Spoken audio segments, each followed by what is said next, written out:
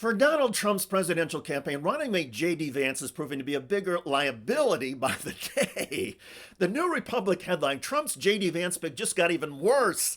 Daily Mail, former Trump aides claim Donald Trump is in meltdown, so is lighting up the campaign because of a terrible decision. The backlash against Vance, though, is giving us a glimpse into what a future may look like without Donald Trump leading the Republican Party. By now, you've all probably heard about Vance's childless cat lady comments, but recently the Harris campaign unearthed another older video with Vance echoing the same sentiments. Watch. Right, there's just these basic cadences of life that I think are really powerful and really valuable when you have kids in your life. And the fact that so many people, especially in America's leadership class, just don't have that in their lives, I worry that it makes people more sociopathic and ultimately our whole country a little bit less less mentally stable. And of course, you talk about going on Twitter. Final point I'll make is you go on Twitter, and almost always the people who are most deranged and most psychotic are people who don't have kids at home. The people who are most psychotic and deranged are the people who don't have kids at home. JD, tell that to families and people with young children who don't have childcare. I guarantee you those people are more psychotic. Anyway, the larger point is that J.D. Vance is clearly out of touch and despises people who don't have children. That is really weird. And on Fox News the other day, weekend host Trey Gowdy tried to do some damage control for Vance's childless cat lady comments. Watch. I've heard from many women, most of whom are conservative, and they would very much like to vote for President Trump and you, but Senator, they are disappointed. So nuns and priests aside, do you agree that there are people who very much love this country and are invested in its future, but they also happen to be childless? Oh, of course I believe that, Trey. And if you look at the full context of what I said, it's very clear the Democrats have tried to take this thing out of context and blow it out of proportion, which is what they always do, Trey, because they don't have an agenda to run on themselves. The Democrats don't have a pro-family agenda? Early childhood education, paid family leave, free meals for school children, universal pre-K, extending child tax credits. Many Republicans oppose all of that. Now, as for Vance claiming that Democrats are taking his childless cat lady's comment out of context, consider this. Vance's own wife told Vanity Fair, "My husband only meant to insult people who actively choose not to have kids, not people who are trying but are unsuccessful." So according to Vance and his wife, people who choose not to have children are deviants and should be treated as less than human and less than citizens. That's extreme. And the irony about Vance insisting that Democrats take things out of context is that Republicans use conspiracy theories and lies to get elected. Donald Trump said the Harris rallies in Michigan were the result of artificial intelligence. Trump and other Republicans say the 2020 election was fraudulent. Meanwhile, Republicans insist climate change is a hoax because that's what the GOP donors, the energy companies, want people to think, while the GOP turns over environmental policy to corporations that pollute our planet. Reality seems like a stretch for Republican lawmakers, so they lie and mislead in order to help the GOP grab or maintain political power.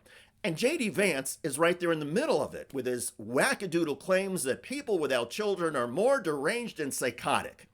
The rhetoric from J.D. Vance comes across as creepy and harsh, and that's because J.D. Vance and other Republicans cannot hold a candle to Donald Trump's charisma. Trump's huge personality makes frightening rhetoric and policies humorous and sometimes entertaining. Trump is a fun guy, say his supporters, so there's nothing wrong with Trump saying things that are politically incorrect. But J.D. Vance, Ron DeSantis, and other Republicans who may follow the Trump blueprint do not have the Trump charisma and charm. In fact, Donald Trump has proven that in order to be successful, MAGA depends on his charisma and a certain level of authenticity that J.D. Vance, Ron DeSantis, and Ted Cruz could never dream of having. In Trump's first administration, he had a vice president in Mike Pence, whose role was to counterbalance Trump's whims and provide some governmental stability. Pence seemed more level-headed, which balanced out the Trump craziness. But now, Donald Trump doesn't have or want that counterbalance anymore. And people who were desensitized to Trump's extreme ideology are seeing it in spades in J.D. Vance, a Trump duplicate without the personality or engaging speaking style. In fact, J.D. Vance only seems to add to the perceptions that Trump and MAGA Republicans are weird and creepy, not entertaining and refreshing. It has been nearly 70 years since a presidential candidate got his party's nomination twice and lost the general election twice. Adlai Stevenson did not get a third chance. And with Trump in his late 70s, a third Trump opportunity is probably not in the cards if Trump loses in 2024 and somehow dreams of 2028. So I think it's safe to assume this is it for Donald Trump. If he loses, the party infighting will explode. There will be some folks like J.D. Vance who will claim to be heirs to the MAGA throne, but that will only accelerate MAGA's demise. It is truly a cult of Trump personality and not an ideology that can be handed over to anyone else. Plus, there are many anti-Trump and anti-MAGA Republicans who want to reclaim the party of Lincoln. And several establishment Republican lawmakers like Marco Rubio and Nikki Haley have run well in presidential primaries even in the era of Donald Trump. For now, the battles between Harris-Walz versus Trump-Vance, relatable and happy Democrats versus weird, angry Republicans, stability versus instability, democracy versus burning it down. The choice and outcome in November may not be smooth, but if Republicans lose the White House again, within the GOP, another more volatile battle is on the horizon. By the way, Donald Trump is now getting taunted at his golf courses. Donald Trump loves golf, but at his course in New Jersey, he probably doesn't love this. Attention, Bedminster golfers, Trump cheats. The billboard and another one next to a Trump course in Florida come from psychopac.org, an anti-Trump organization running ads like this. Donald Trump has never, ever been right in the head.